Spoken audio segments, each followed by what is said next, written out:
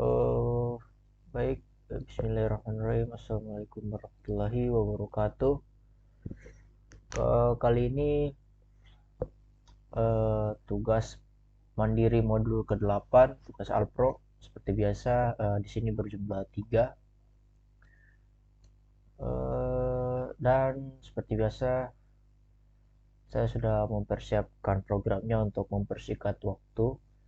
Jadi di program pertama di sini kita disuruh membuat program konversi uang rupiah ke USD, EUR, JPY, SGD, AUD menggunakan fungsi konversi yang berisi rumus berikut. Nah, ini rumusnya bisa dilihat. Tampilannya juga seperti ini bisa dilihat. Nah, sekarang kita jelaskan dulu apa itu fungsi. Fungsi adalah pemetaan suatu nilai menjadi nilai yang lain. Uh, Untuk lebih lanjut, mari kita langsung ke programnya saja. Nah, seperti ini tampilannya. Nah, di atas ini, bagian sini, ya ini disebut fungsi ya, tapi itu nanti dulu kita jelaskan. Pertama kita ke program utamanya dulu. Nah, di sini pertamanya saya masukkan variabel pilihan, jumlah, dan hasil sebagai tipe data integer. Di sini sebagai seperti biasa, judul, printf yang selanjutnya itu tampilan seperti yang dicontoh. Di sini USD ke rupiah, EUR ke rupiah, JPY ke rupiah, SGD ke rupiah, dan AUD ke rupiah. Di contoh sini rupiah ke USD ini mungkin ada kesalahan karena saat di inputan output terakhirnya itu hasil uang dari mata dolar yang kita pilih kita ubah ke mata dolar ke mata uang rupiah ya. Jadi mungkin di sini ada kesalahan. Lanjut, di sini pembatas. Langsung printf masukkan pilihan menggunakan scanf sebagai user dari inputan dari user, menggunakan %i karena menggunakan tipe data integer, koma dan pilihan. Nah, di sini kita harus menggunakan dan ya, saya sering sekali kelupaan menggunakan dan, di mana kesalahan kecil ini sangat fatal. Jika tidak ada dan, maka programnya tidak akan berjalan. Jadi programnya langsung selesai saat di sini batasnya, sampai di batas saja. Di sini printf selanjutnya itu masukkan jumlah dengan menggunakan scanf %i ya karena tipe data integer, dan jumlah harus menggunakan jumlah. Nah, di sini menggunakan switch case. Switch case yaitu percabangan, switch pilihan, case 1. Nah, di sini bedanya seperti kayak program-program dulu yang sebelum menggunakan fungsi, biasanya kita menjumlahkan nih satu-satu. Hasil ini jumlah dikali dengan ini, case 2 hasil ini segala macam. Namun di sini kita seperti saya bilang tadi, fungsi itu pemetaan suatu nilai menjadi nilai yang lain. Nah, di atas ini disebut sebagai ini dia parameter formal. Parameter formal itu parameter pemasukan yang digunakan ke dalam pendivisian fungsi. Jadi ini integer A dan integer B itu hanya sebagai parameter formal atau bisa dibilang kayak pemisalan lah. Nah, di sini yang kali ini kita sebut sebagai nama fungsinya, nama fungsi yang kita mau buat itu apa. Nah, saya bukan kali karena di sini ada integer C. Integer C itu C sama dengan A dikali B. Nah, C itu maksudnya itu dari kali gitu. Jadi, nah di sini ada return C. Jadi kita mengembalikan si C ini untuk menjadikan untuk memanggil si fungsi C sama dengan yang dimana C sama dengan A dikali B. Nah, di sini parameter formalnya A dan B. Jika di program utamanya itu bagian sini itu kita sebut sebagai parameter aktual, di mana parameter masukan yang digunakan dalam memanggil fungsi tersebut. Di parameter aktualnya dari A itu adalah jumlah, dan parameter aktual dari integer B ini angka yang akan dikalikan. Makanya itu nanti di sini case yang pertama itu hasil sama dengan kali. Nah, ini yang seperti yang saya sebut tadi kali. Di sini menggunakan kali. Jika di sini kita tulisnya tambah silakan. Jadi di sini juga kita harus ubah tambah, bagi, terserah. Jadi di sini kita harus mengikuti yang atas ini nama fungsinya. Namun tidak akan apa sih namanya? Tidak akan berubah gitu. Jika kita ubah bagi, di sini namanya tulis bagi-bagi, tapi program di sini tetap akan berjalan perkalian, karena di sini kita sudah memasukkan fungsi C sama dengan A dikali B. eh kita dalam masuk di case pertama, yaitu hasil sama dengan kali.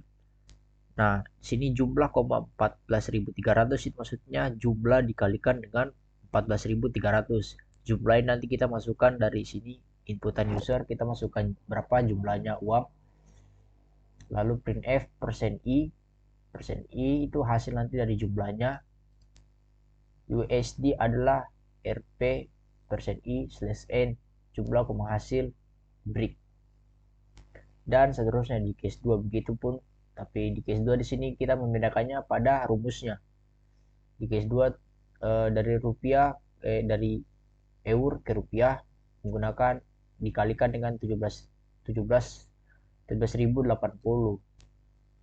Dari JPY yen menggunakan jumlah dikali 135. SGD menggunakan jumlah dikali 10.547, dan yang terakhir AUD Australia jumlah dikalikan 10.549.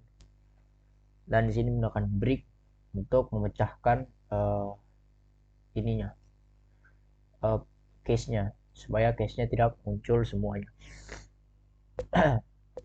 Nah, di sini ada default. Jika menemukan switch, maka kita harus menggunakan default supaya saat kita menginputkan suatu user menginputkan selain dari 5 case ini, maka akan default salah gitu. Pilihan Anda masukkan salah. Mari kita coba build and run. Nah, seperti ini. Kita ikut contoh dulu. Masukkan pilihan 1 dengan 100. Jadi itu dari USD 100 USD ke rupiah itu berapa? Nah, hasilnya 1.430.000, di mana 100 ini dikalikan dengan ini 14.300. Nah, seperti contoh kedua, coba kita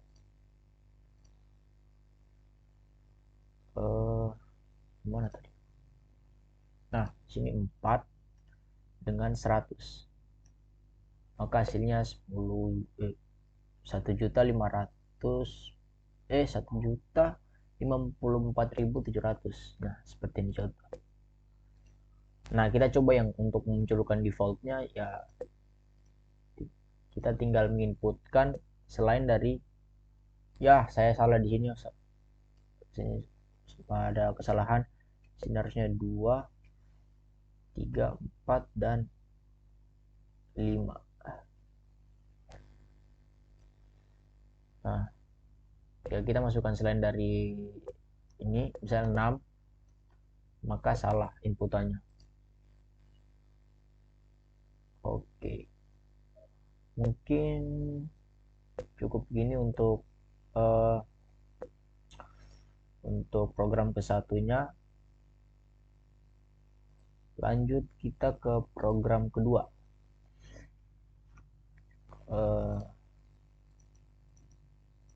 Nah, nih program kedua ini kita disuruh membuat program untuk menghitung angsuran menggunakan fungsi. Nah, di sini saya juga lumayan bingung ya, pusing. Bacalah cerita berikut. CV Abadi mendapatkan pinjaman bank senilai 100.000 dengan jangka waktu pembayaran 5 bulan. Bank menentukan suku bunga satu bulannya adalah 10%. Berapa angsuran per bulan yang harus dibayar? Dalam kasus ini, maka perhitungan jumlah angsuran bunga bulan pertama dan total angsuran bulan pertamanya adalah sebagai berikut.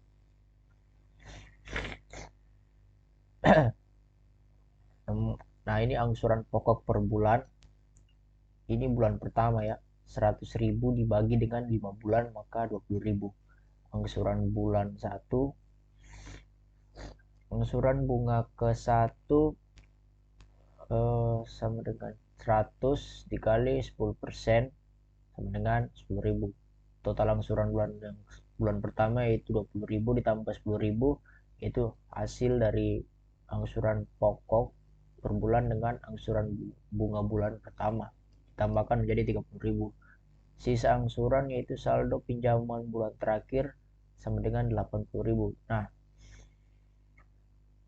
lalu perhitungan besaran biaya keduanya itu sama seperti di atas, terus sampai perhitungan sampai ini. Begitulah seterusnya perhitungan besaran bunga berlanjut hingga akhir masa pembayaran di bulan kelima.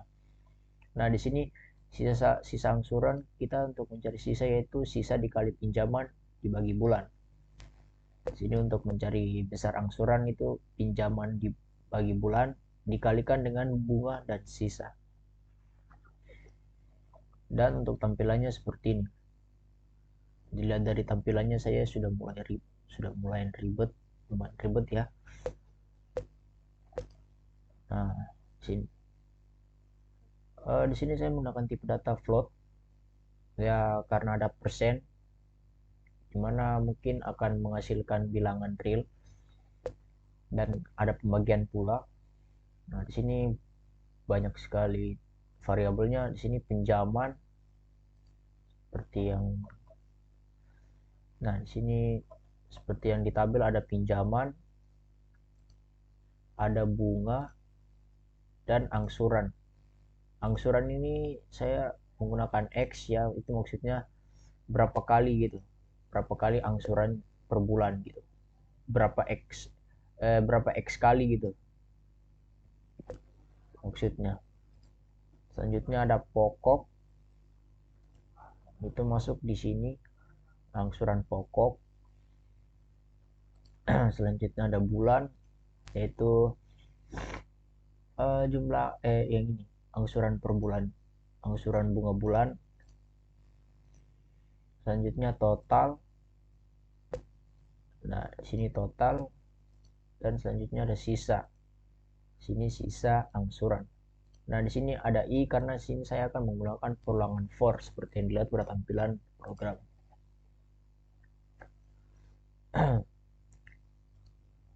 Mungkin sabar sebentar ya. Baik, lanjut. Sampai mana tadi ya? Oh ya. Selanjutnya printf untuk judul program pinjaman /n 2 kali untuk enter 2 kali.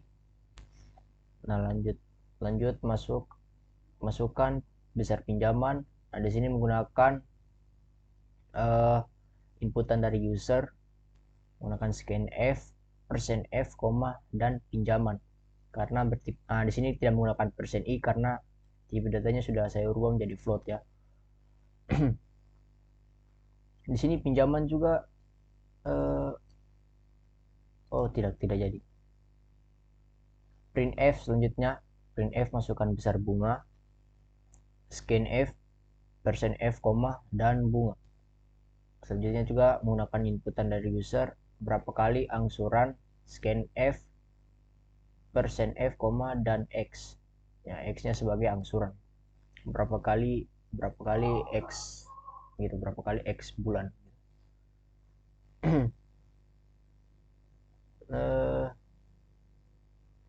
Sini kita buat tampilan awalnya dulu.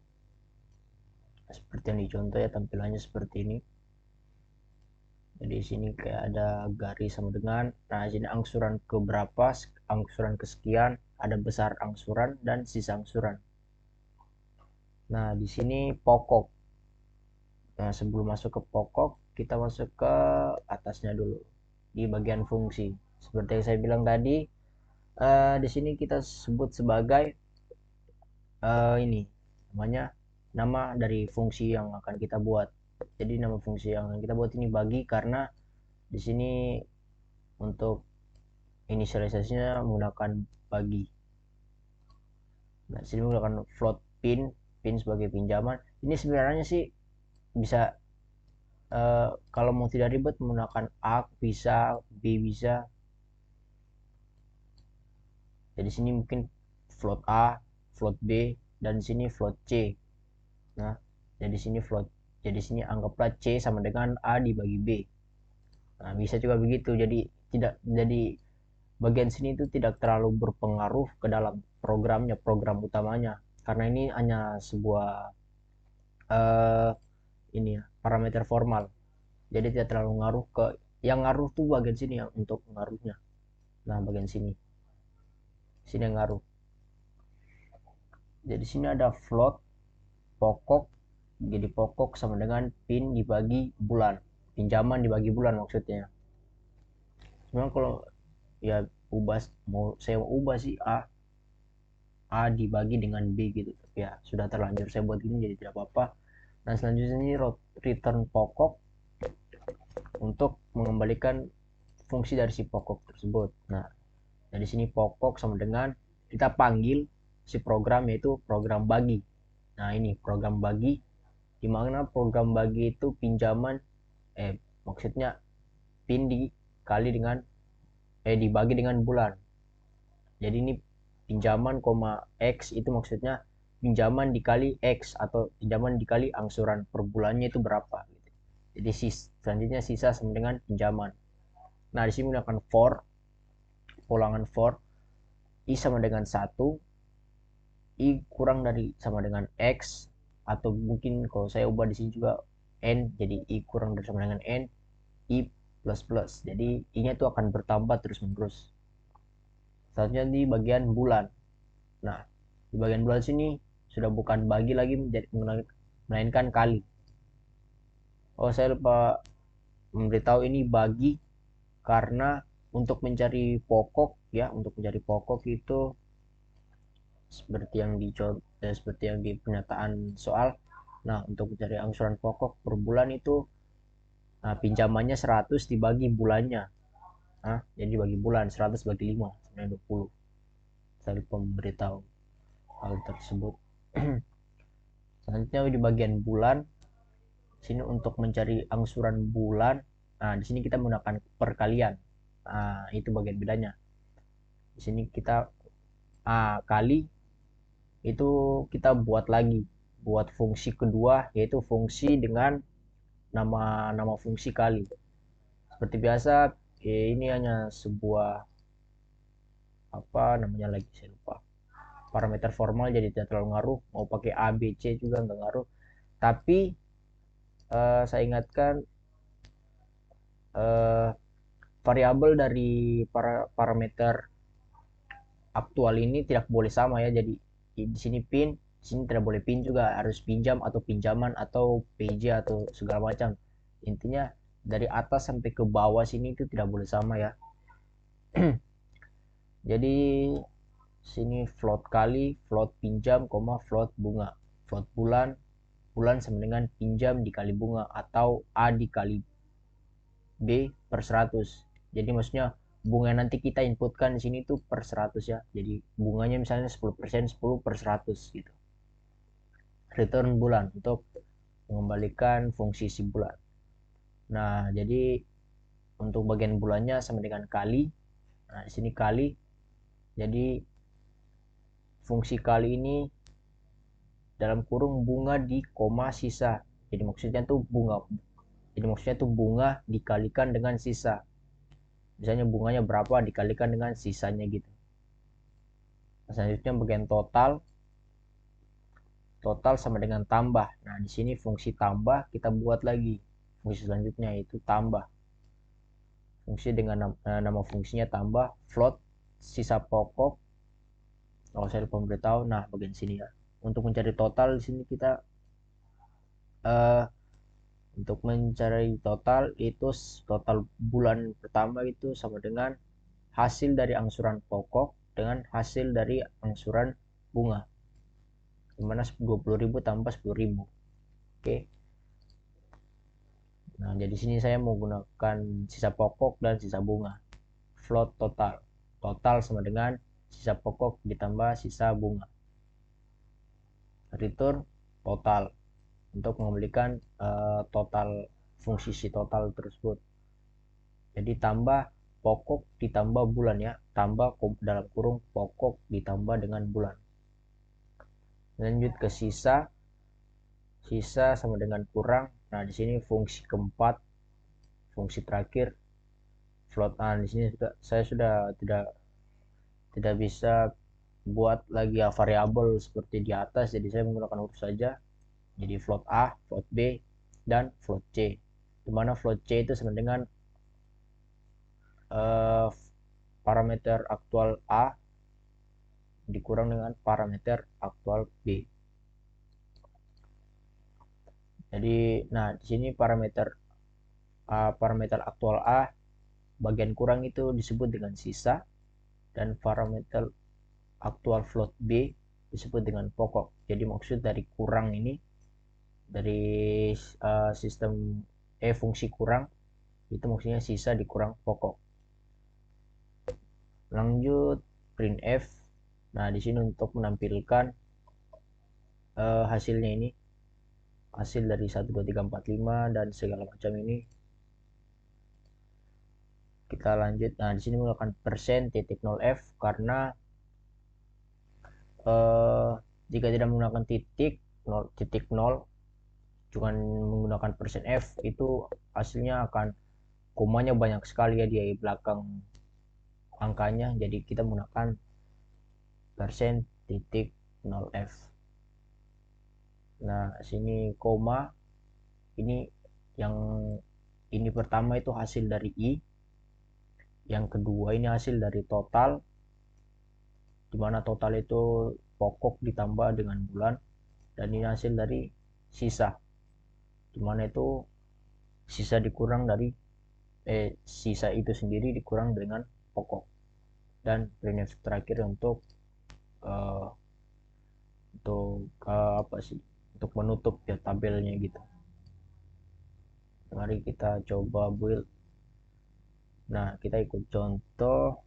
Seperti yang dikatakan contoh di sini, dia memasukkan 100.000 sebagai pinjaman.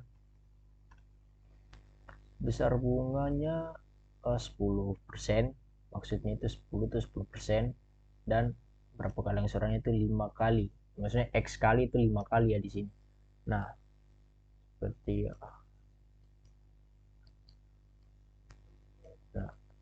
yang terlihat. Nah, angsuran ke satu sebesar 30.000, sisanya 80.000. Angsuran kedua 28.000, sisanya 60.000. Angsuran ketiga 26.000, sisa angsurannya 40.000. Angsuran keempat 24.000, sisanya 20.000. Dan angsuran yang ke terakhir yang 5, besar angsurannya 22.000 dan sisa angsurannya 0. Seperti yang dicontoh ya. Mungkin untuk soal nomor kedua begitu. Kita lanjut ke program ketiga.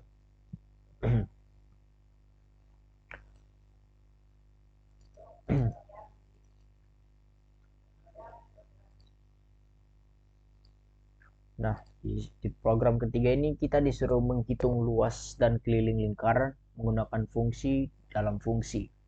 Tampilannya ya seperti ini saja. Ini menurut saya lebih simpel lah, lebih mudah daripada program kedua tadi. Sini tampilannya hanya singkat seperti ini. Sini saya memasukkan tipe data integer, yaitu variabelnya pilihan, selanjutnya float, R sebagai jari-jari, dan hasil. Dan di sini ada pilihan, masukkan jari-jari dengan hasilnya. Selanjutnya masuk ke dalam programnya, itu program menghitung lingkaran. Printf pertama sebagai judul, selanjutnya menu seperti yang seperti soal ada menu. Lanjut printf selanjutnya itu 1 keliling lingkaran, printf kedua itu luas lingkaran. Nah, printf selanjutnya masukkan pilihan, yaitu inputan dari user menggunakan scanf, %i, dan pilihan. Nah, di sini ada dua, integer dan float. Karena di sini saya masukkan pilihan, maka saya masukkan %i. Selanjutnya printf masukkan jari-jari lingkaran. Karena di sini jari-jarinya saya masukkan sebagai tipe data float, maka menggunakan scanf, maka menggunakan scanf %f bukan %i, koma dan r, dimana r itu sendiri di ini sebagai jari-jari. Masuk ke switch. Sini saya menggunakan switch case ya, karena pilihan pasti ada switch case-nya. Sini hanya ada dua case. Yang case pertama itu keliling lingkaran dan case kedua luas lingkaran. Jadi di sini menggunakan define, jangan lupa menggunakan define v3,14 seperti modul-modul yang keberapa saya lupa. Sempat dulu menghitung luas lingkaran juga. Nah, disuruh menggunakan define v3,14. Di sini masukkan tip data float karena ada v, dimana v ini adalah bilangan real. Float keliling, float a dan float b, dimana b sama dengan v atau 3,14 dikali 2 dikali a, dimana a ini kita representasikan sebagai jari-jari. Langsung kita return lagi return b supaya mengembalikan si program tadi. Itu hasil yang case pertama untuk keliling, hasil sama dengan keliling. Nah, di sini keliling seperti bisa lihat keliling. Nah, dalam kurung ini kenapa saya tidak masukkan float a, tidak masukkan a ini, variabel a. Seperti yang saya bilang, a itu hanya sebagai pemisalan atau yang disebut dengan Pak Seno yaitu parameter formal. Sedangkan di sini itu disebut dengan parameter aktual. Dimana parameter formal itu tidak berpengaruh sama sekali variabelnya untuk parameter aktual tersebut. Jadi a ini didefinisikan di parameter aktualnya itu sebagai r atau jari-jari. Jadi maksudnya itu hasilnya itu ya ini v dikali 2 dikali a, jari-jari yang akan kita masukkan nanti berapa. Printf, selanjutnya printf keliling lingkaran adalah %.2f, karena nanti kalau hanya menggunakan %f maka akan banyak angka di belakang koma, jadi kita menggunakan .2f, koma hasil untuk ini dari hasil tersebut, menampilkan hasil dari keliling, dan langsung di break seperti biasa. Lanjut ada case kedua di mana hasil sama dengan luas, r. Nah, di sini luas saya menggunakan float c, di mana float c di sini didefinisikan sebagai r juga, yaitu jari-jari. Kemudian float d, di mana d sama dengan v 3,14 dikali c dikali c, atau c juga disebut sebagai jari-jari, di mana jari-jari yang akan kita inputkan pada saat di run nanti. Selanjutnya printf luas lingkaran adalah ya %.2f, hasil untuk menampilkan hasil dari luasnya nanti, dan break. Di sini juga saya lupa menambahkan default.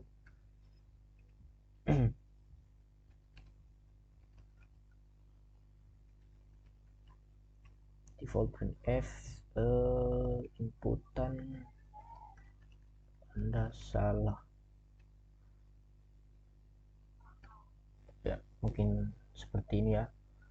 Mari kita coba build and run. Nah, kita langsung coba untuk menampilkan defaultnya dulu. Nah, di sini hanya terdapat dua pilihan, 1 dan 2. Kita masukkan pilihan 3, maka inputan Anda salah. Jika sini kita menginputkan 1 untuk keliling lingkaran, di sini masukkan jari-jari lingkaran. Seperti yang dicontoh, jari-jari lingkaran sama dengan 4 ya, kita masukkan 4. Hasilnya 25,12. Sini saya tidak tahu kenapa hasilnya seperti itu. Namun jika kita menggunakan kalkulator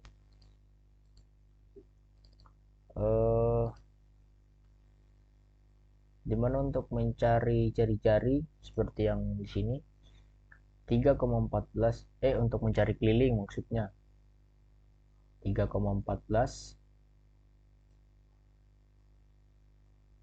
gimana tadi 3,14 dikali dengan 2 dikali dengan jari-jari yang kita masukkan tadi yaitu 4 dikalikan dengan 2 dan dikalikan dengan 4 sama dengan 2,25,12. Oke, lanjut untuk luas lingkaran kita masukkan 4 juga, nah hasilnya 50,24. Kita coba lagi di kalkulator dimana untuk mendapatkan luas yaitu V atau 3,14 dikalikan dengan jari-jari dikalikan dengan jari-jari. Kita coba 3,14 dikalikan dengan, kita tadi inputnya 4 jadi kalikan 4 lagi sama dengan 50,24. Oke, mungkin cukup sekian yang bisa dapat saya jelaskan, kurang lebihnya mohon dimaafkan. Wassalamualaikum warahmatullahi wabarakatuh.